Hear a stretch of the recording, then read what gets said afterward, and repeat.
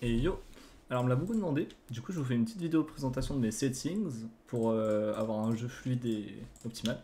Du coup on va commencer direct. Au niveau des options, je suis en anti-grenage 4. Limite de passage en mode créature, si vous jouez beaucoup en quête et tout, je vous conseille de le passer à 0. Ça vous permet d'avoir le bonhomme en tout petit, au moins on devrait le voir. Non. Ça vous permet d'avoir le bonhomme en tout petit comme ça, et pour les quêtes et tout c'est vachement bien. Après, il n'y a pas d'aura. Tout ça, faut pas les mettre. Surtout l'optimisation en multi-compte. C'est super important de ne pas le mettre parce que, bon, en fait, ça optimise rien du tout. Ça fait juste bugger.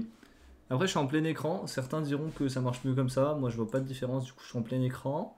Au niveau des polices, j'ai rien du tout au niveau des cases à cocher. Sinon, la police, je suis en police avancée pour le stream. Mais vous pouvez mettre en ne pas afficher si vous avez tout simplement, si vous connaissez vos dégâts. Au niveau du rendu du monde, j'ai rien du tout.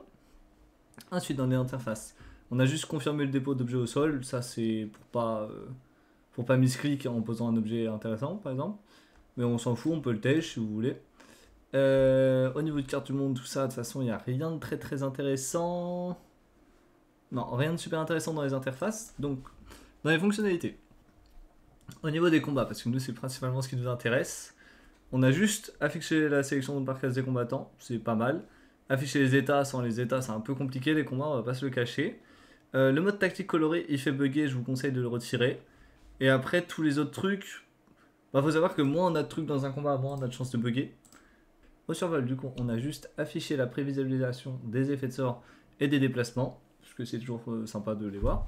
Et les autres trucs, on a retiré. Chat et timeline, on s'en fout un petit peu, ça peut être bien de savoir le détail et tout. Mais moins il y en a, mieux c'est, donc moi je l'ai retiré. Le social, bon, le social, ça c'est comme vous voulez. Au niveau des raccourcis, je vous conseille quand même de jouer avec des raccourcis, c'est toujours mieux. Mais comme vous le sentez, ça, en vrai. Et après, au niveau des thèmes, alors les thèmes. Il y a des thèmes qui font bugger. Mais ça, après, c'est plus au ressenti et vraiment au niveau du thème directement. En fait, je peux pas vous dire par exemple, lui fait bugger, lui fait pas bugger. Parce que ça dépend vraiment des thèmes que vous installez. Mais sinon, je vous conseillerais quand même de rester sur le basique. Nous voici directement à la fin de la vidéo. Si vous avez d'autres questions, n'hésitez pas à me les poser en commentaire, j'y réponds toujours. N'hésitez pas aussi à passer en stream. Je stream tous les jours de 10h30 à 16h, donc n'hésitez pas. C'est toujours plus sympa de discuter en réel directement, et comme ça vous pouvez voir les combats, si vous avez besoin de conseils ou quoi. C'est toujours mieux.